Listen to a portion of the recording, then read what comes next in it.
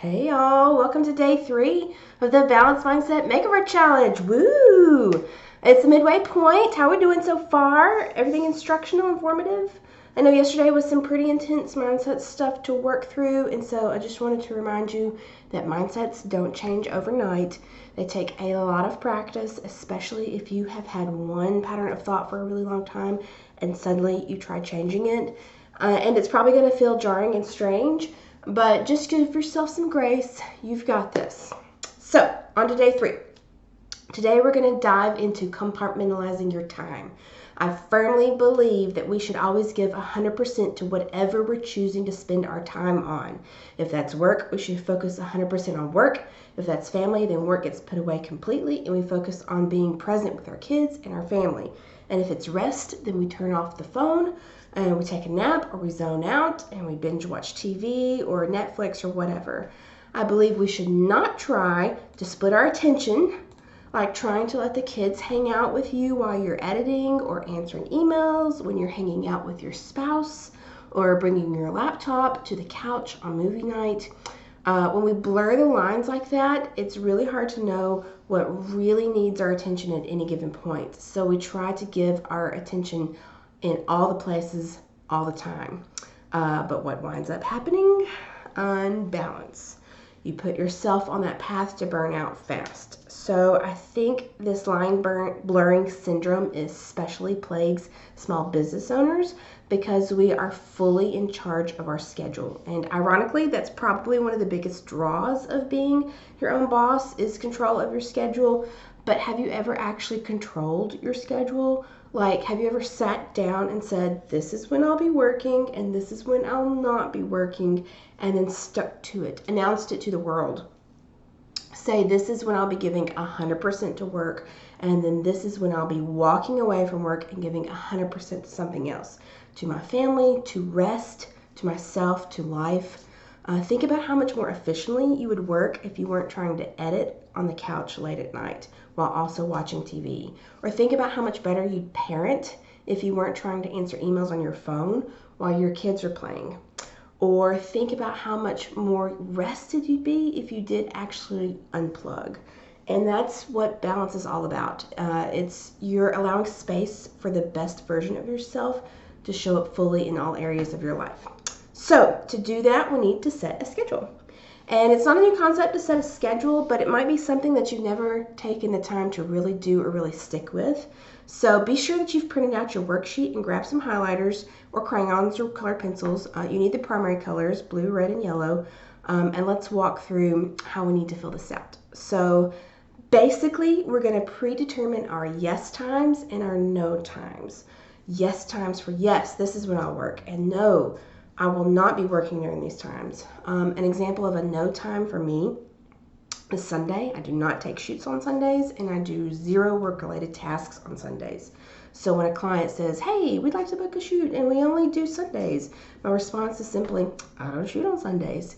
And by the way, in the 10 years since I've decided to not shoot on a Sunday, I have not lost a single client because of that. So on the other hand, an example of a yes time for me, a time for me to focus on work is Monday, 8 through 4. I will not be responsible for my children during this time. I will not be responsible for completing household tasks like laundry or dishes.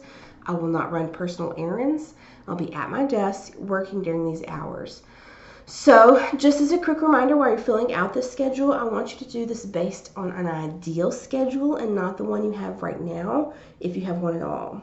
And you may decide that you really need like 3 8-hour blocks of time a week to get all your work done. And right now you're just trying to get work done between kids asking for attention or whenever. But what you're doing now is what led you to feel unbalanced in the first place. So we're here to change that. And I expect it will raise some questions for you like, okay, if I'm going to work on Tuesdays and Thursdays from 8 to 4, what do we do with the kids? Or if I'm only going to work 3 days a week, how will I use that time to the fullest to accomplish the things that I need to do? And these are excellent questions to ask yourself because these are the kinds of questions that put you on the path to balance and creating that. So here's my worksheet. I filled in, we fill in blue with sleep because our wellness is all connected. And if you've been sacrificing sleep to catch up on work, that needs to stop. Start protecting your rest, okay? How can you fully show up if you're not rested? Next, use the red. I didn't have red, I had pink to mark the no times. Those are the times that you're going to fully commit to not working. No emails, no nothing. Unplug, be present in your life. And then use the yellow for yes times. Now the percentages of these colors are going to look different for everybody. If you keep your kids at home, you might only be marking 2 days a week in yellow. And remember to do this based on ideals so that you can work towards it. Or if you don't have any kids or any other job obligations, you might see a lot of yellow and think, geez, do I really need to spend that much time working? Well, maybe not. If you're laser focused, you may be able to do more work in less time, which, by the way, is the whole focus of the beta course that I'm working on, and I could go into so much more depth about this and so many other things. So if you're interested in that, let me know. I'm thinking about putting an application to that so you can pre-apply.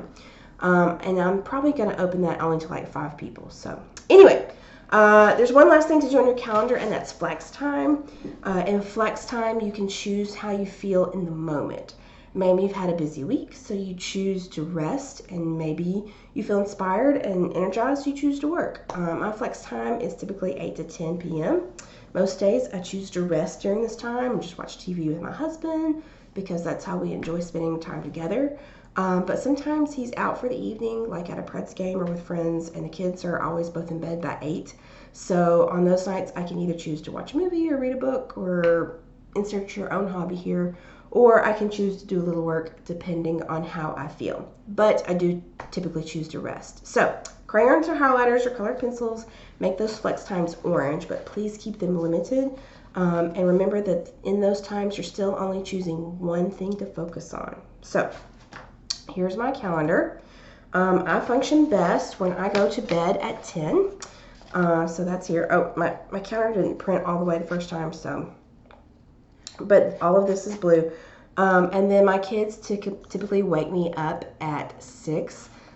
So I immediately marked 10 p.m. to 6 a.m. for sleep. And then I went ahead and marked until 10 a.m. for sleep on Thursday because I like to sleep in at least one day a week.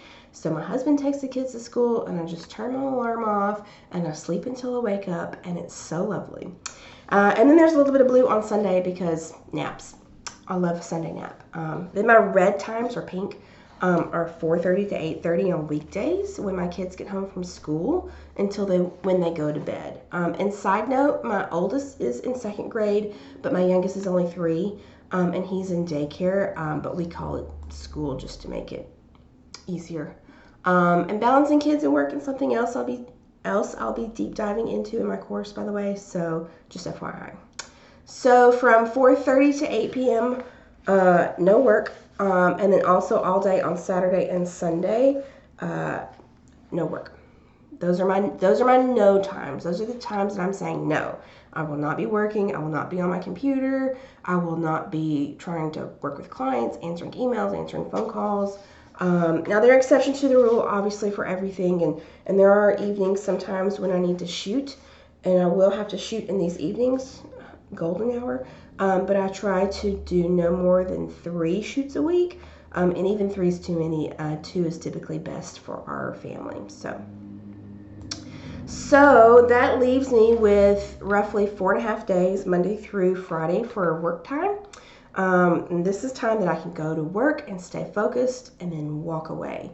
Now I know it's hard to differentiate work time from home time when you work at home, but we're going to get more into that tomorrow. So, and then my flex times in the evening, only a few hours here. And then I also made Thursday afternoons flex because sometimes when I sleep in, I'm done. I don't feel like working for the rest of the day, so I take the day off. And this is a good time to catch up on things at home because the kids are still at school, or to run some errands or like get a haircut or something. But it's also a time that if I decide, hey, I've got some catching up to do, or because I slept, I feel really energized, I can choose to work instead. So those are my flex times. That's what my calendar looks like. Let me get in real close here so you can take a look there. Okay, that's it for today. Let me know what you think. I can't wait to see how your calendars start to shape up. And remember to work should fit into your life and not the other way around. So make sure you're giving yourself lots of space to just live. And remember to also give yourself lots of grace. You might need to even come back to this and reevaluate and readjust it from time to time, depending on the phase of life that you or your kids are in. So I'd love to see your charts and your calendars, so post them in the group or on your Insta stories. Just don't forget to tag me so I can see it. And that's it for day 3. We'll see you tomorrow.